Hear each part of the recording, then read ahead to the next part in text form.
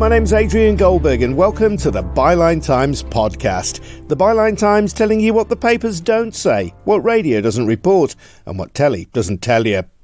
This time, the People's COVID inquiry. Leading barrister Michael Mansfield tells us that he believes Boris Johnson and other senior politicians could be prosecuted for misconduct in public office. How would he sum up the government's handling of the pandemic?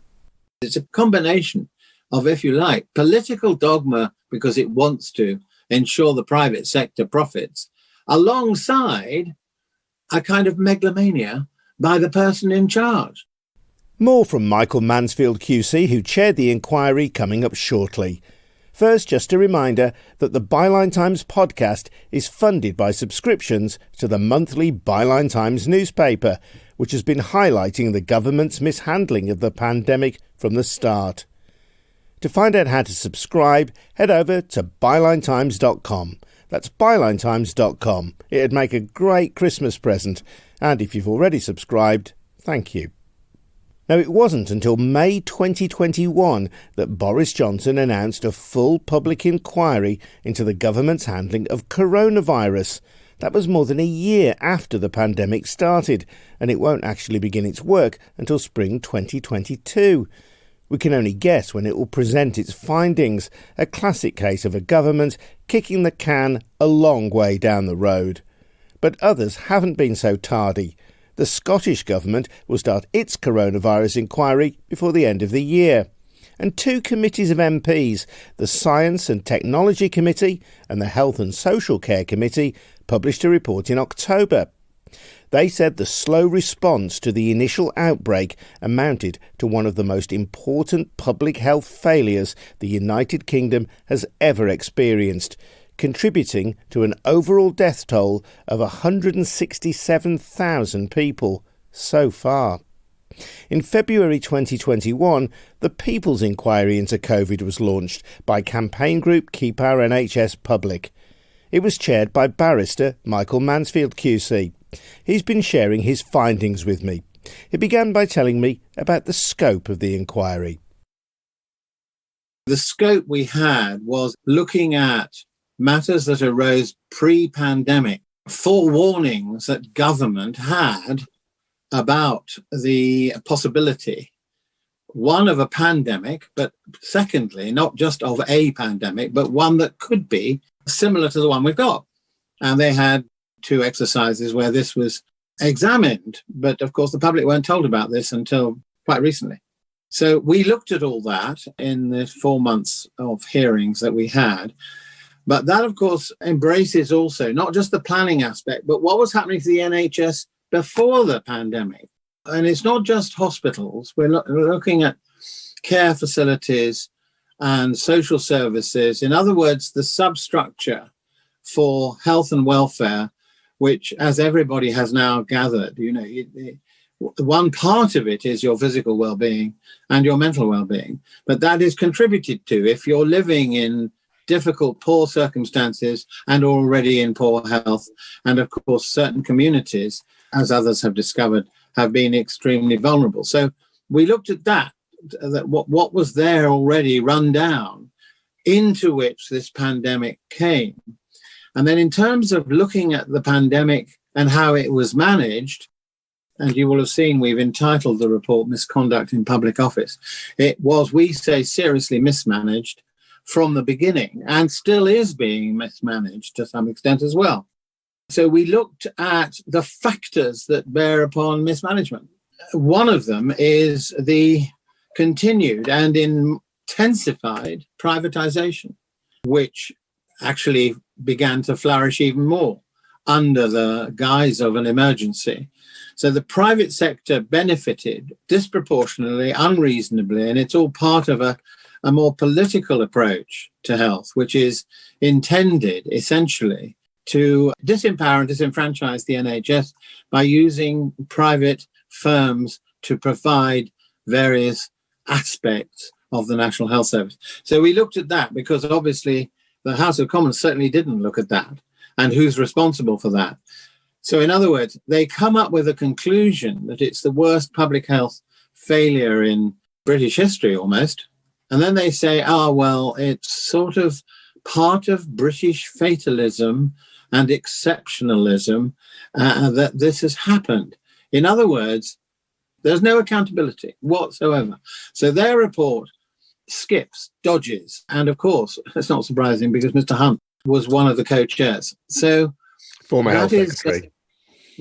Exactly. So that gives you a flavour that we went much broader. There's one other factor I'd just like to add, because we were called the People's COVID Inquiry. And that's important because we put the people first in the sense that spent time today adding up the number of witnesses, well over 50, in fact, were called or read, one of the two, mostly called, nearly all called. But a substantial number of those called were members of the public. So in other words, we weren't just relying on Professor Sir David King, eminent though he was, and a lot of other professors, but we also relied upon the bereaved, and we also looked at, for example, people on the front line of transport, retail business, and of course the front line of the hospitals and the care homes. So we got ordinary people to come in and say, look, how's it impacted on your lives? Which is not always the approach that is taken by inquiries of this kind. So we wanted to make sure people stayed at the centre.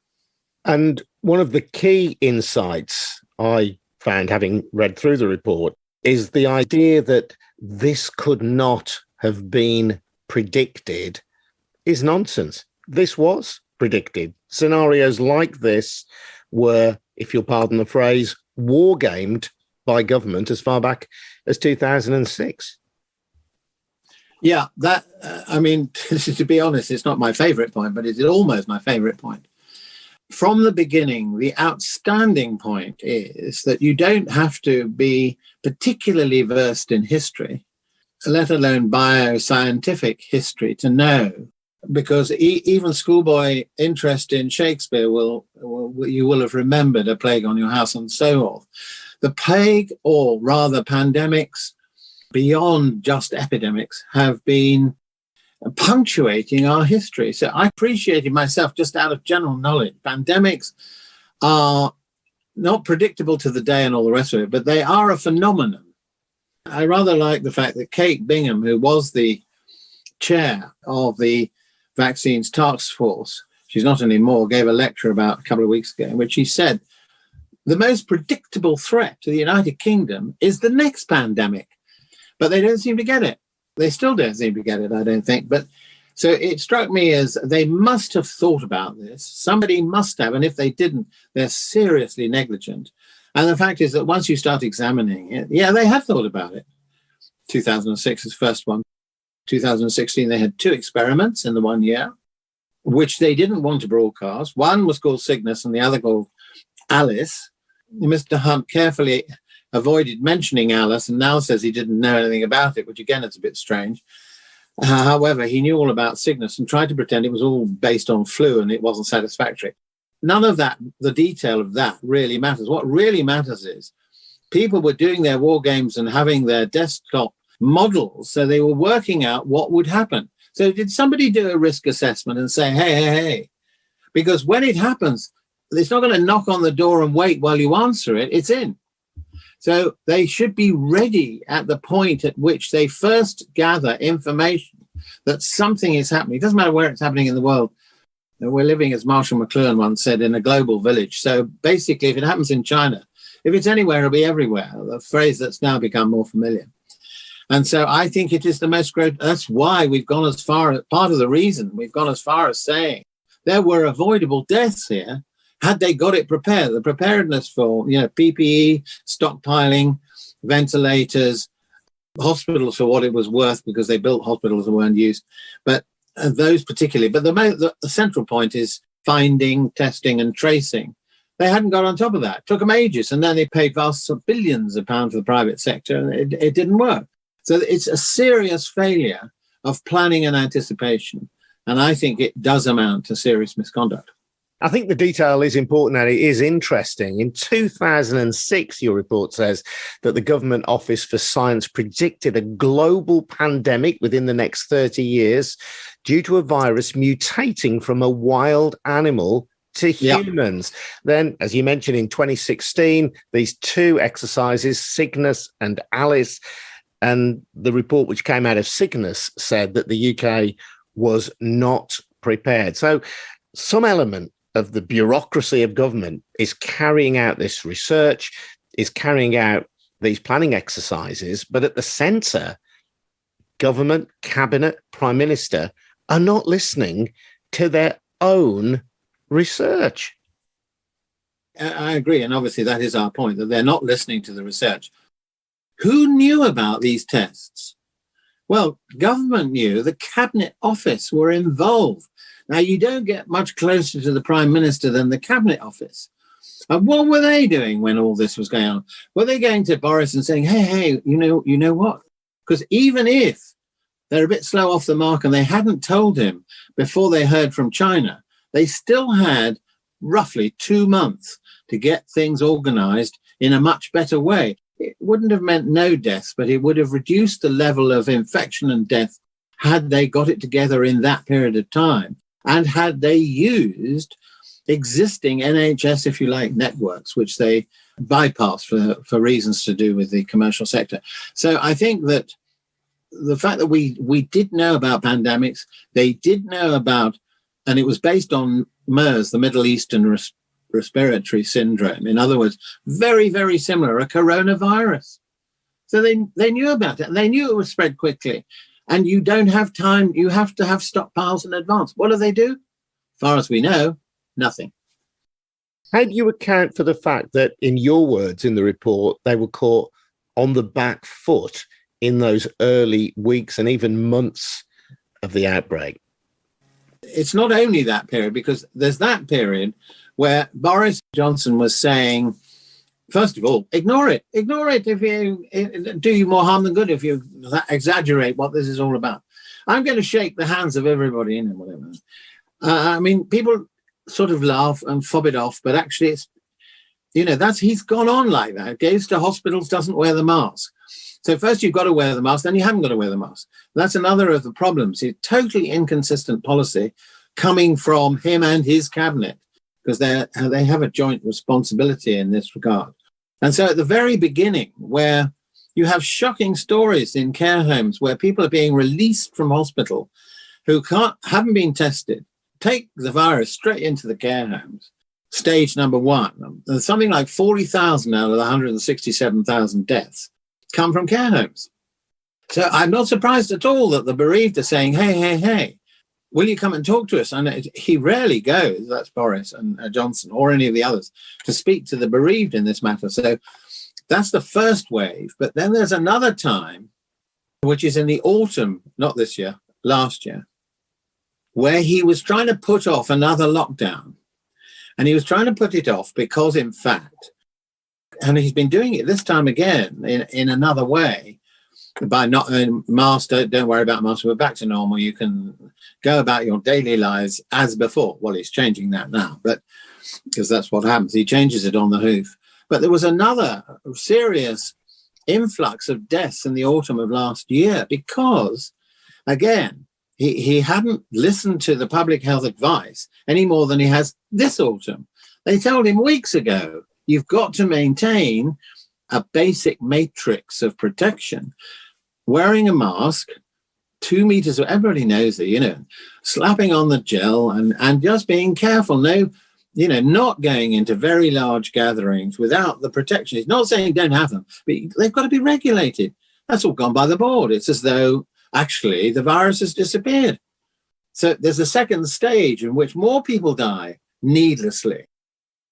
It's a well-versed and rehearsed quotation from the editor of the British Medical Journal, who said that the United Kingdom government had shown essentially deliberate and reckless indifference to human life.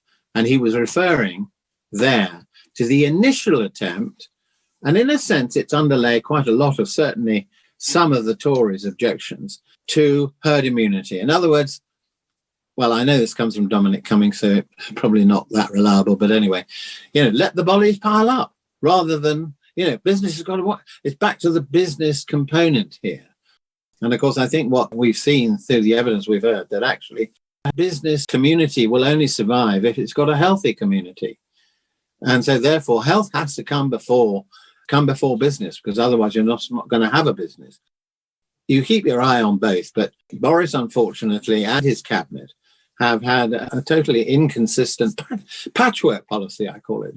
It depends. What's it like today? Oh, right, getting up. Yeah, people bother me. Yeah, well, okay, you've got to wear your mask. Oh, dear, the Tory backbenchers don't like having to wear masks. So he pulls that one. I mean, recently we've seen the whole question of cronyism. And, of course, one of them, Randoc's, Owen Paterson, and the way he was advocating on behalf of Randoc's. This was a medical contract. A lot of the contracts went to friends and neighbours, basically. So that's another aspect of this, with money being wasted in the process.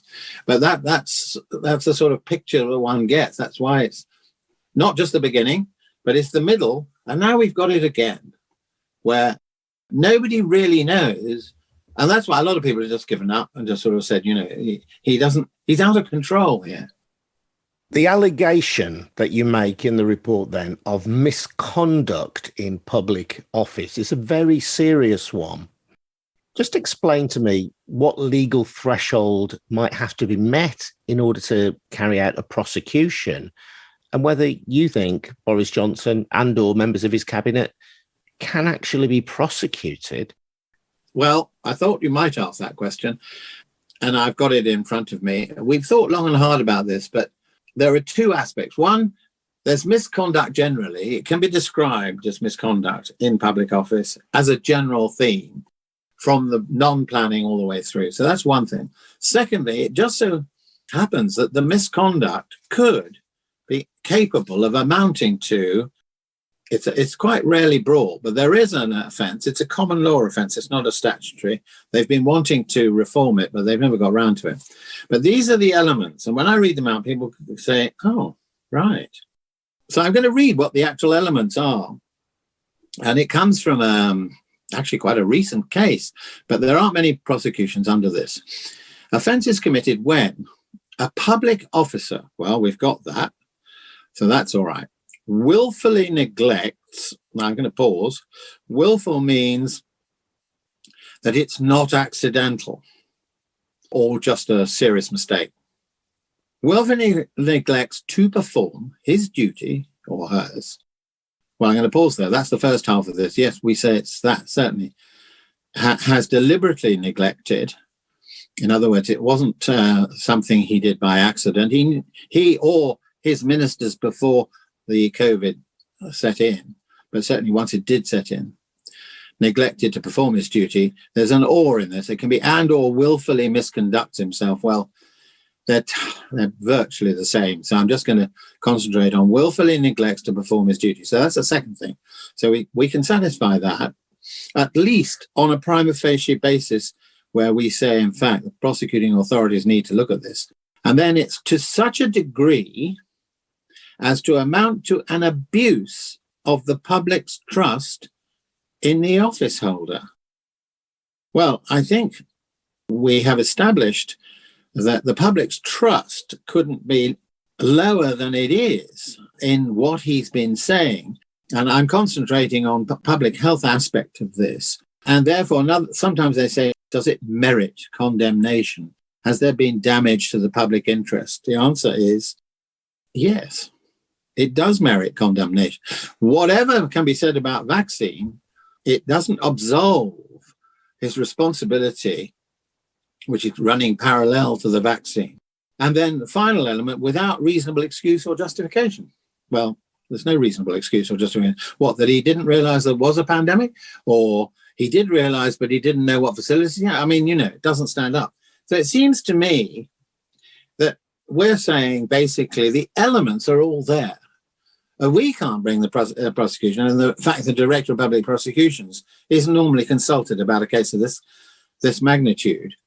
But it seems to me that it's happening in other countries, and I think we put in the report, in France and in Europe, there are other leaders being pursued, and in Brazil, for neglect, basically, at this sort of level. Now, there are all sorts of other possible offences, but it seemed to us that this umbrella, misconduct in public office, encompasses and embraces both the vernacular, he didn't do this and he didn't do that and he didn't, but actually it amounts to the key element to such a degree as to amount to an abuse of the public's trust in the office holder. Seems to me that's absolutely what it is. So that would need the Director of Public Prosecutions, though, to take a stance, someone who is appointed by Boris Johnson. You're right, it's a difficult situation. However, the director, Max Hill, were he to be sitting here alongside us in this interview, he'd say, well, I'm totally independent. That's my point. That's my appointment. It may be subject to political appointment as to who is eventually put into this position, but it is on advice of various other people besides the politicians, which is true. But I think, as we've seen on other decisions which relate to coronavirus, I think the director he needs to think long and hard about this one, because there'll be a number of people, I'm aware, are already thinking about this in general terms. So all we're doing is saying, we think prima facie there's a case to be investigated here. We haven't got the power to investigate it, because it's not just Boris. Other people failed to take decisions before the virus reached our shores, decisions in the decade before. And so it could be a previous Minister of Health like Jeremy Hunt, or it could be somebody in the Cabinet Office who hasn't acted upon the outcomes of these various exercises, and so on. So it's not just Boris Johnson. No, one doesn't want to, as it were, use him as a scapegoat, because he's not the only one in this ballgame. But based on the evidence that you've gathered in the COVID People's Inquiry, you would like to see the Director of Public Prosecutions take forward a prosecution, at least investigate whether Boris Johnson and those other people you mentioned could be charged. Yeah, I mean, he will say he doesn't instigate prosecutions and so on, and he oversees them. So it would be a case of going to the Metropolitan Police and saying, because government's based in Westminster, go to the Met and say, these are the elements that we've looked at. The Common Select Committee didn't do it, and no one else has done this. We think this needs to be investigated at the various stages of development, from pre-pandemic, early stages, middle stages, and now. There may be different people who qualify under these different elements. We haven't got all the inside documentation from government, which a judicial inquiry should get. But our concern is that at the rate things are going, it doesn't even seem to be on the horizon. It's talked about, but, there's nothing concrete at all. How would you summarise the government's handling of the pandemic in your view? The summary would be that it has been thoroughly incompetent. And the reason it's been thoroughly incompetent is because government had not acquainted itself with what had been happening in the decade before. And that's serious neglect, and I call it gross negligence by the government before we even get to the COVID pandemic. And when we get there, we have a leader who I think in general terms, and over the pandemic he's done exactly the same, is transient. In other words, his policy changes from day to day, and it depends very much on the mood of the moment as to what he's going to say and what he's going to ask people to do. And even his own party are now realizing that one day he says, do this. The next day he says, oh, sorry, I don't mean that, do that. That vacillation combined with incompetence, because at the end of the day, it's about a government trying to, as it were, impress the nation and stay in power. And it's about empowering the private sector. So my summary is it's a combination of, if you like, political dogma because it wants to ensure the private sector profits, alongside a kind of megalomania by the person in charge. And that is, an unbeatable combination. Michael Mansfield QC. Here's Dr. Tony O'Sullivan, a retired consultant paediatrician and co-chair of Keep Our NHS Public, who commissioned the inquiry. What did he make of the findings? The overall headline for me is different from the Joint Select Committee, where they said it was one of the greatest public health failures, which it has been, the COVID pandemic. I think it's the greatest failure of government for a long time. And I would put the failure in the political context. It's just been a dreadful betrayal of the British population. And that's in so many different ways. 167,000 deaths is one of the worst death rates in the world. Not the worst, but one of the worst. For amongst the richer nations, we've had perhaps the worst economic hit. So government policy to protect the economy has failed. And that failure has hit the most disadvantaged again. The issue of inequalities that has bedeviled the British population for the last 12 years has hit home even worse during the pandemic. So the discriminatory impact of COVID on the most vulnerable, the most at risk, the Black and Asian minority ethnic community, women, all of those disadvantages have been ramped up to a horrendous level. And all of this was so predictable. And if you throw into the mix there cronyism and unlawful contracting, lying, lack of candour, lack of openness, it's just a gross failure of government. So it's shocking.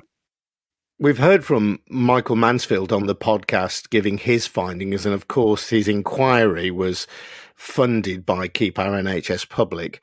Some people listening to this might say, well, look, given the nature of your campaigning organisation, you set the inquiry up to achieve the result that you have got.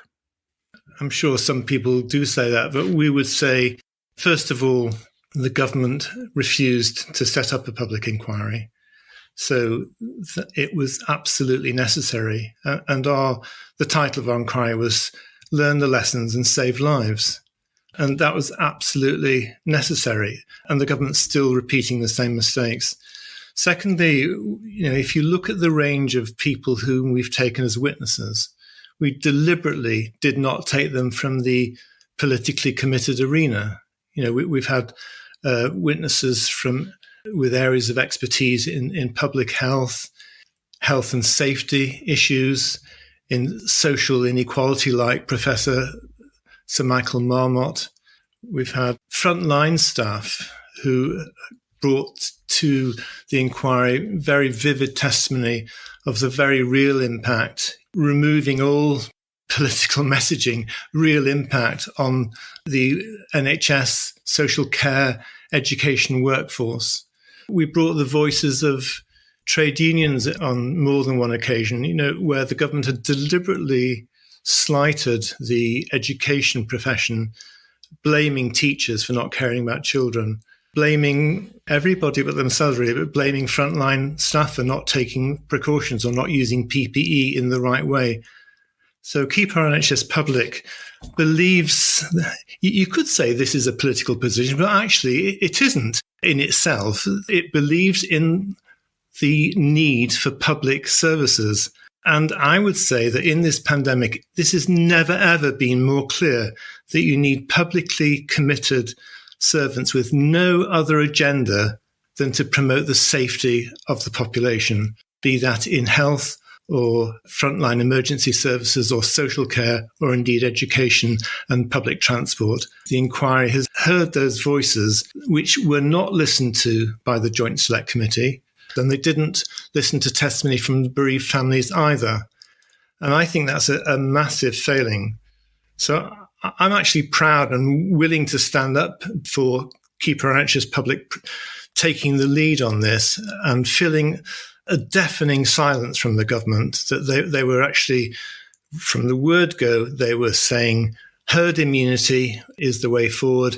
And until we get herd immunity from everybody getting the infection, we will concentrate on vaccination development. And they let the virus run rampant. And that is the consequence.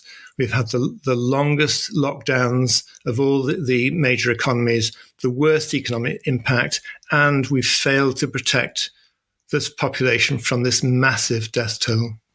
Do you think the government deserves credit for the vaccination rollout? Why not give them some credit?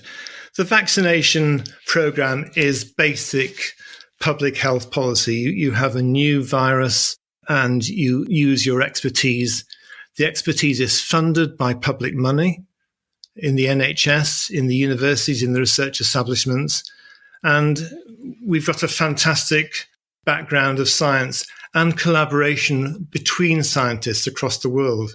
And yes, we did have a great partnership with, for example, Oxford University and AstraZeneca. The delivery of the vaccination programme has been down to public service, down to the NHS and primary care services and local government collaborating. So, of course, it is a great thing that vaccines were developed early and fast. But one of the basic principles of the World Health Organization is no one's safe until everybody's safe. And the vaccination policy has two major flaws. One, that they vaccinated all the richer nations first and have not shared the vaccine equally. And two, related to that, at this time of world pandemic and world danger and millions of people dying, they have refused to waive intellectual property rights, so that countries that can ill afford vaccines are being charged really high amounts. Like Botswana was paying $27 per vaccine, for example, where the Omicron variant has just emerged.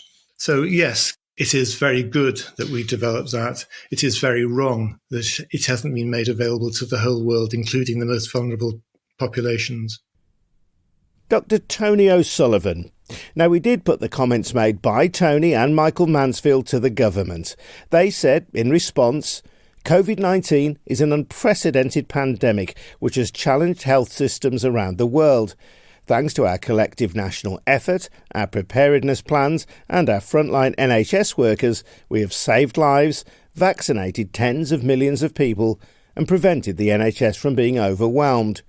We prepared for a range of scenarios, and by deploying key elements of our flu preparedness plans, we were able to develop new means to tackle the virus quickly, such as by setting up our national testing programme and rolling out millions of vaccines. Every death from this virus is a tragedy, and we have always said there are still lessons to be learnt from the pandemic, which is why we have committed to a full public inquiry in spring. That's the government response. If you want to respond, get in touch. You can drop us a note to goldbergradio@gmail.com or join the conversation on Twitter @Byline Times Pod. I'm Adrian Goldberg, and this has been the Byline Times podcast, funded by subscriptions to the monthly Byline Times newspaper. Get more details on how to subscribe at bylinetimes.com. Thanks for listening. See you next time.